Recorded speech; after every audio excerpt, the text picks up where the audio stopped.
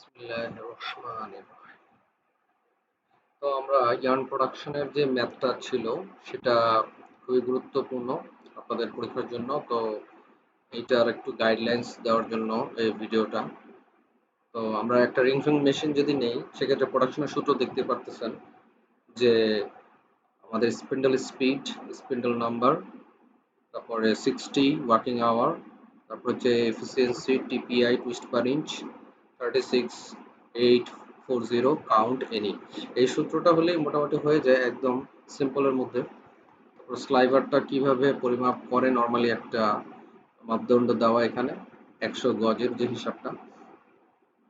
তো আমরা যে প্রোডাকশনের সূত্র এটা জানলেই হবে, এটা জাস্ট ভ্যালুগুলো বসাবো, তাহলে আমার মোটামুটি কাজ শেষ। এই সিম্পল ম্যাথ করলেই হবে। তাহলে আমরা একটা ম্যাথে চলে যাই, যে বুঝার জন্য, যে ধীরে ধীরে বুঝবো আর কি। যেমন এখানে কি কি দেওয়া আছে, প্রশ্নের মধ্যে কি কি থাকতে পারে।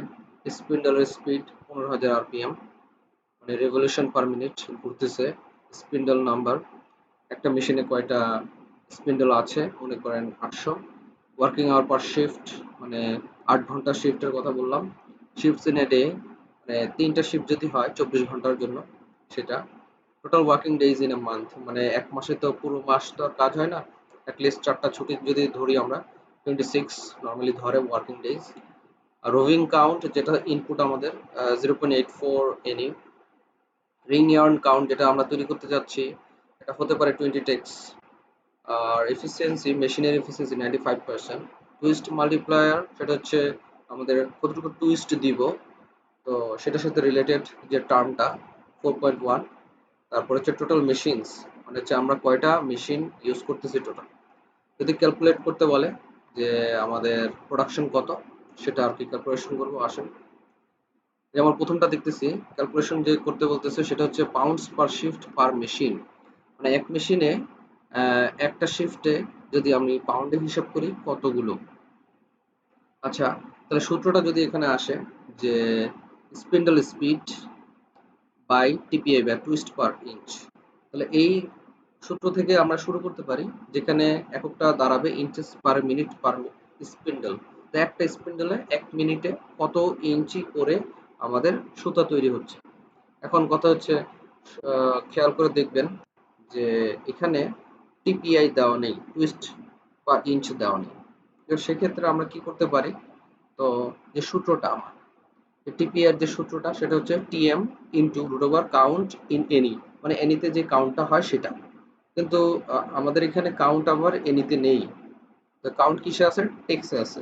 তো আমরা জানি কাউন্ট যদি আমরা হিসাব করতে যাই এনিতে, 590.5 এর যে ফ্যাক্টরটা, যে টেক্স এবং এনি যদি গুণ করি 590.5, তাহলে কাউন্ট যদি এনিতে বের করতে চাই সেক্ষেত্রে আমাদের অবশ্যই 590.5কে আমাদের টেক্স যেটা 20 দিয়ে ভাগ করতে হবে, যেটা আসছে সেটা হচ্ছে 29.52 বা 52। তো সেটা এখানে বসাবো, টিপিআই এর এখানে বসাবো, তারপর আমরা টিপিআইটা বের করে ফেলবো। তারপরে আসি আমরা ধীরে ধীরে, যে এই সূত্রটা আমি গত পেজেই দেখলাম আমরা, ইঞ্চেস পার মিনিট পার স্পিন্ডল। তো সেটাকে আমরা গজে নিব। সেটাকে যদি গজে নেই তাহলে 36 দিয়ে ভাগ করতে হবে, এই যে বোল্ড আকারে দেওয়া আছে, বোল্ড দেখবেন। তারপরে যদি এটাকে আমরা হ্যাংকে নেই, 840 দিয়ে ভাগ করতে হবে, এক হ্যাং সমান 840 গজ কটনের ক্ষেত্রে। তারপরে আমরা যদি এটা পাউন্ডে নেই, মানে ওজনে নেই, তাহলে সেক্ষেত্রে কাউন্ট এনি দিয়ে ভাগ করতে হবে, যেটা অলরেডি আমরা বের করে ফেলছি। খেয়াল করে দেখবেন যে এখানে 29.52, আর টিপিওটা বের করে ফেলছি 22.28। ঠিক আছে, তাহলে এখানে আমরা খেয়াল করে দেখবেন যে পাউন্ডস পার মিনিট পার স্পিন্ডল, মানে স্পিন্ডল একটা 1 মিনিটের হিসাব কিন্তু পাউন্ডে হিসাব করে ফেলছি আমরা। এখন কথা হচ্ছে আমাদের বের করতে হবে, পাউন্ড তো বের করছি, শিফট বের করি নাই, পার মেশিন বের করি। তো পার মিনিটটাকে যদি আমি পরে কাজ করি, পার স্পিন্ডল নিয়ে আগে কাজ করি। একটা স্পিন্ডল থাকলে এই সূত্র, কিন্তু আমার যদি পুরো মেশিনটা কনসিডার করতে হয় সেক্ষেত্রে স্পিন্ডল নাম্বার দিয়ে গুণ দিতে হবে। স্পিন্ডল নাম্বার টোটাল 800 ছিল। আচ্ছা, তো এখন পার মেশিন বের করে ফেললাম। তো এখন পার আওয়ার, 1 ঘন্টায় কত, তো 60 দিয়ে গুণ দিব, 1 ঘন্টায় 60 মিনিট। তারপরে যদি বলি পার শিফট হিসাব করলে আমার ওয়ার্কিং আওয়ার পার শিফট মানে হচ্ছে 8 ঘন্টা, যেটা ওয়ার্কিং আওয়ার পার শিফট, এক শিফটে কয়টা, কত ঘন্টা আর কি কাজ করতে হবে। এরপরে চলে যাই, এটা অলরেডি ছিল গত পেজে। তো তো এখানে আমি যদি এফিসিয়েন্সি অ্যাড না করি তাহলে এটা প্রপার হবে না, কারণ 100% এফিসিয়েন্সিতে মেশিন চলবে না। তো সেক্ষেত্রে এফিসিয়েন্সি লেভেল অনুযায়ী এই সূত্র হচ্ছে লাস্ট সূত্র, এই যে এটা। এখন জাস্ট আমি ভ্যালুগুলো বসে দিব। 15,000 স্পিড ছিল, তারপরে 800টা ছিল স্পিন্ডল, তারপরে মিনিটে নেওয়ার জন্য 60, তারপরে হচ্ছে যে 8 দিয়ে গুণ করা হয়েছে এক শিফটের জন্য। এফিসিয়েন্সির জন্য 95% ছিল, 100 দিয়ে ভাগ করার পর সেটা হয়ে গেল আমাদের 0.95। তারপর আমাদের এই যে টিপিআই দিয়ে ভাগ করলাম, টিস্ট পার ইঞ্চ 22.28।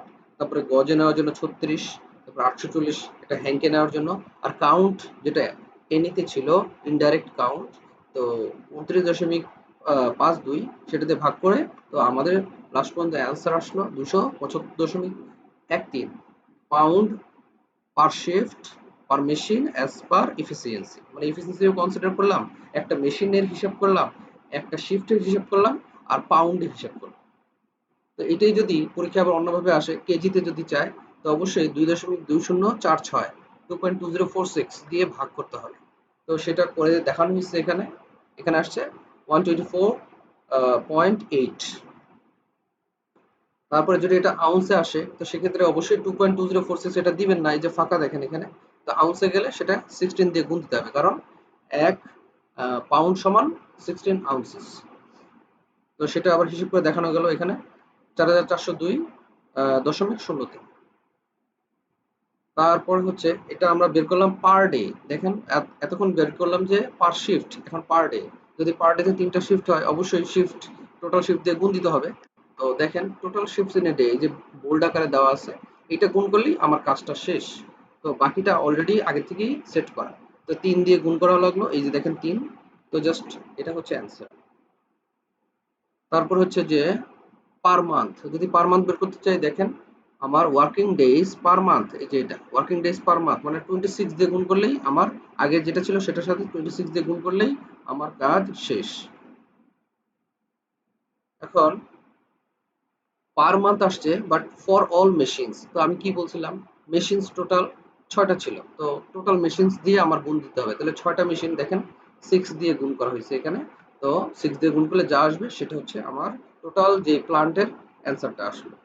তো এখন আপনাকে যদি প্রশ্ন করা হয় যে একটা অর্ডার আসছে, সেটা হচ্ছে 1,25,000 পাউন্ডস তৈরি করতে হবে ইয়ার্ন পার মান্থ, এক মাসে। কিন্তু আপনি দেখেন এই অঙ্কটাই আমরা আগে করলাম আগের পেজে, যে আসছে কত 1,28,759.3 pounds per month for all machines, মানে হচ্ছে যতগুলো মেশিন আছে আমার সবার জন্য এফিসিয়েন্সি কনসিডার করে। তো পরবর্তীতে দেখলেন যে 1,25,000 তুলনায় তো এটা ছোট, তো অবশ্যই কি করা যাবে, এটা পসিবল যে আমরা করতে পারবো। তো এই অঙ্কটাই এরকম ভেরিয়েশন আসতে পারে। তো বাসায় অবশ্যই প্র্যাকটিস করবেন। এটাই ছিল আজকের ডিসকাশন। ধন্যবাদ।